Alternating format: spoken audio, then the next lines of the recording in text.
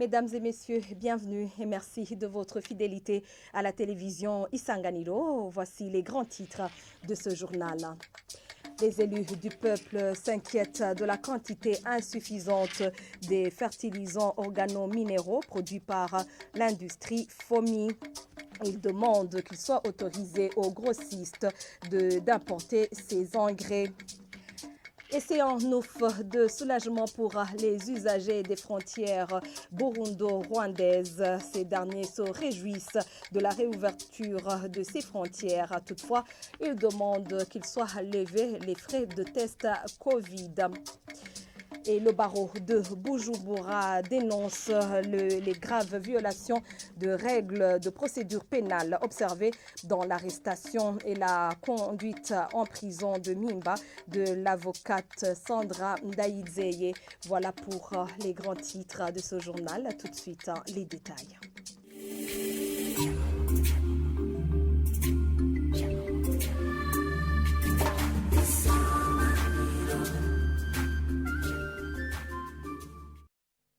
Encore une fois, bienvenue. Certains parlementaires demandent au ministère ayant l'agriculture dans ses attributions d'autoriser aux grossistes d'importer des engrais chimiques afin d'appuyer l'industrie FOMI qui produit jusqu'aujourd'hui 58% des engrais chimiques prévus. Ces élus du peuple s'inquiètent de cette quantité alors que la saison culturelle A est au début et selon le ministre Santos Niragira, ministre de l'Agriculture, l'invité du jour au Parlement national, cette question doit être traitée par des experts mais toujours en faveur des agriculteurs. C'est un reportage signé Lydie Gahimbari. Parmi les questions soulevées par les parlementaires figure la quantité encore insuffisante des engrais chimiques de la société locale industrielle FOMI. Ils donnent par exemple des agriculteurs qui ont déjà payé la quantité de 6 sacs de fumier et qui reçoivent 2 seulement. Ces élus du peuple demandent au ministère ayant l'agriculture dans ses attributions d'autoriser les grossistes à importer des engrais chimiques.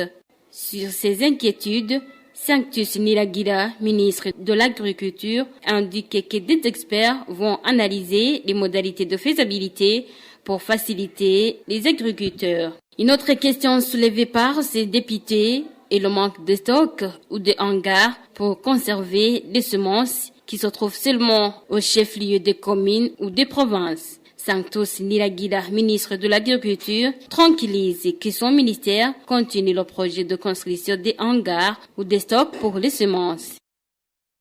Merci Lydie Gahimbari pour ce reportage.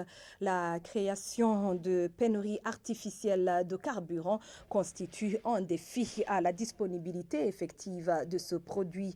Le porte-parole du président burundais rappelle en outre que le gouvernement burundais a la latitude d'utiliser les pompes des stations dont leurs propriétaires ont saboté la distribution de ce produit en refusant de s'approvisionner auprès de la Régie des eaux.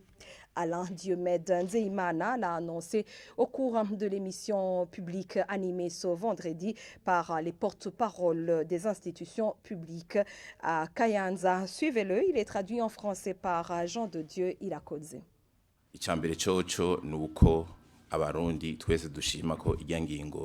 En premier lieu, tout le peuple burundais salue cette décision prise par le président de la République. Une décision qui a été prise au moment où les choses tournaient mal. Les commerçants à qui on avait donné des devises pour importer du carburant ne l'avaient pas fait. Ensuite, il était rapporté des personnes qui voulaient saboter les efforts du gouvernement. Je pense que vous l'avez constaté. Avant-hier, ici à Kayanza, un commerçant qu'on a appréhendé avec différents produits qui devraient aider la population. La pénurie du carburant qu'on observe ces derniers jours et qu'il y a des gens qui n'ont pas encore cessé ces actes. Nous vous informons que le carburant importé par la Régie des eaux est disponible en quantité suffisante. Ces gens qui semblent laisser tomber la commercialisation de ce produit, vous comprenez bien que c'est une mauvaise conduite, que c'est un manquement qui qui existent. Vous allez me demander alors comment obtenir la solution. La solution est de continuer à combattre ces personnes qui veulent saboter les activités du gouvernement. L'exemple que je peux vous donner, vous avez entendu que ces personnes qui se rendent aux pompes reçoivent des quantités inférieures aux quantités achetées. En comptant sur 20 litres achetés, ils n'obtiennent que 17 litres. À tous ceux qui commercialisent ce produit et qui l'abandonnent sous plusieurs prétextes, le gouvernement a le pouvoir de saisir leurs stations et les remplir du carburant à commercialiser pour le bien de la population, car personne n'est au-dessus de la loi.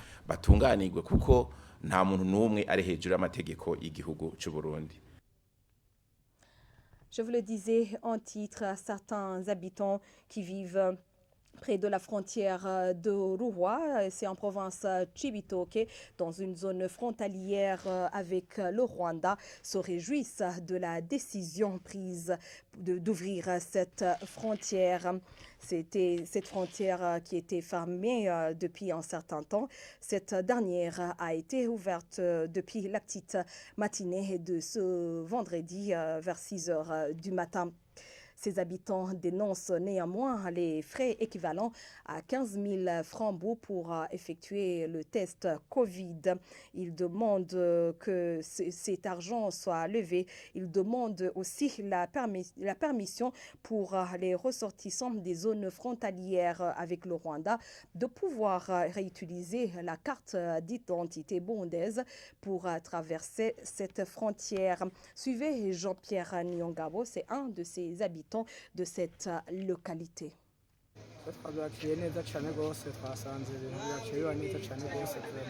Nous avons bien accueilli la nouvelle. Les étrangers commencent à venir en grand nombre. L'avantage pour nous est que beaucoup de monde achète ce que nous vendons. Ce que nous demandons à l'État est qu'elle nous donne le droit de pouvoir traverser la frontière en présentant notre carte d'identité, car nous n'avons pas de moyens financiers suffisants pour payer un laissez-passer.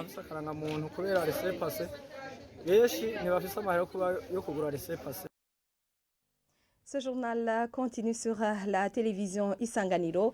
L'Organisation des Nations Unies apprécie la présence des forces de défense du Burundi en République démocratique du Congo. Le président de la République, Evariste Ndayishimiye, l'a annoncé jeudi lors de la séance de prière mensuelle des membres du parti CNDD-FDD. Il a également fait savoir que l'Union européenne va lever les sanctions prises à l'endroit de quelques responsables politiques burundais. Suivez, il est traduit en français par Charles Makoto. ko twabonye urugendo twaciyemo tukabona aho tugeze amagaragaza ntimuze musubire kuyatira. N'ayez plus peur des situations difficiles. Le mois passé a été difficile, mais ce mois-ci a été meilleur, grâce à Dieu. Mon témoignage de ma dernière visite à New York et son déroulement m'a fort étonné. Je ne concevais pas que je pouvais rencontrer tous les grands chefs d'État du monde entier sans qu'ils aient un cercle critique sur le Burundi. Malgré ce qui a été dit lors de notre intervention en RDC à l'ONU, ils ont apprécié notre présence dans ce pays. Ils ont annoncé que depuis, la paix et la sécurité y règnent, sauf au Nord Kivu, où le Burundi n'a pas dépêché des forces de maintien de la paix.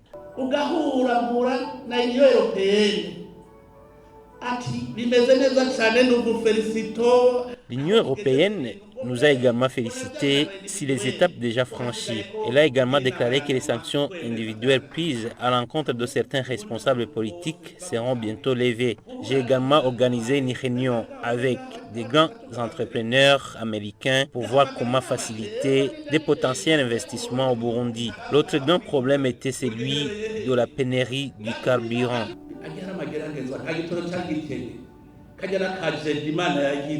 Or, il n'y avait pas de pénurie. C'est Dieu qui a fait ça pour mettre à découvert les pensées de beaucoup. Certains ont pleuré quand le carburant a été disponible et nous l'avons su. C'est comme lorsque Dieu a laissé s'installer la pénurie d'eau afin de voir l'air dire et les réactions. Et à la fin, Dieu a ramené l'eau.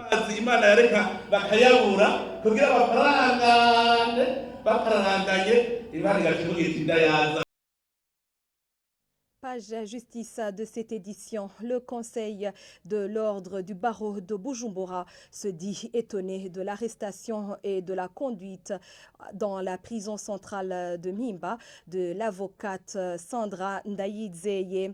Dans un point de presse animé ce vendredi, le secrétaire de cet ordre a indiqué qu'il y a eu violation grave des règles élémentaires de procédure pénale. Maître Salvatore Minani signale toutefois que l'ordre n'a aucune intention de s'opposer à la manifestation de la vérité dans cette affaire, mais demande la libération immédiate et inconditionnelle de cette avocate. Suivez. Sans aucune intention de s'opposer à la manifestation de la vérité dans cette affaire, le Conseil de l'ordre s'est tout de même étonné de l'arrestation et la conduite à la prison centrale de Mimba de cette avocate qui était et reste pourtant disposée à coopérer avec la justice. Le même Conseil a jusqu'ici remarqué avec consternation de graves violations des règles élémentaires de procédure pénale. En effet, alors que Maître Sandra Ndayizeye ignorait qu'elle était poursuivie sur quoi que ce soit, on lui a présenté un mandat d'amener afin qu'elle comparaisse devant le magistrat instructeur le 27 septembre 2022.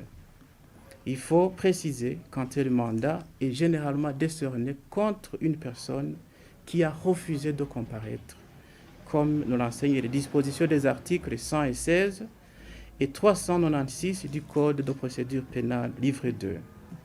Par ailleurs, pendant l'interrogatoire, Maître Sandra Ndayizeye n'a jamais été officiellement informé des charges qui pèsent contre elle.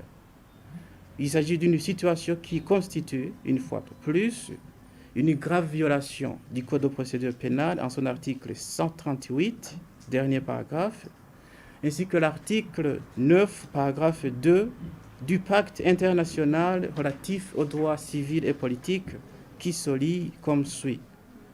Tout individu arrêté sera informé au moment de son arrestation des raisons de cette arrestation et recevra notification dans le plus court délai de toute accusation portée contre lui. Maître Sandra Ndayizeye, encore moins ses conseils, n'a pas vu au moment de son arrestation le titre de détention. Le Conseil de l'ordre demande une libération immédiate et inconditionnelle de Maître Sandra Ndayizeye, qui comparaîtront étant libres en attendant l'issue définitive de cette affaire aujourd'hui en instruction. Dernier élément de ce journal, il faut des sensibilisations pour que les artistes sachent tout ce qui est en rapport avec la loi sur les droits d'auteur. Ce sont les propos de la directrice de l'Office burundais des droits d'auteur, OBDA. C'était dans une retraite organisée par cette institution avec tous ceux qui œuvrent dans le domaine de la culture. Ce vendredi, Madame Mukankuranga Claudette indique que cela permettrait aux artistes de se développer au Burundi également. Je vous invite à la suivre. Certains ne sont pas au courant. Il s'avère nécessaire qu'il y soit une sensibilisation efficiente au public et aux artistes, bien sûr. On va prendre des mesures pour que chacun, à ce qui le concerne, puisse s'en approprier, pour que l'artiste puisse avoir quelque chose, vu l'effort qu'il a fourni pour la création de ses œuvres. Et voilà, le temps imparti à ce journal touche à sa fin. Et c'est par ici que nous mettons un point final à ce journal. Merci à toutes et à tous de l'avoir suivi. Merci à l'équipe de la rédaction, l'équipe technique qui m'ont aidé à réaliser ce journal. Très bonne suite des programmes sur la RTI. Un très bon week-end à tous. Au revoir.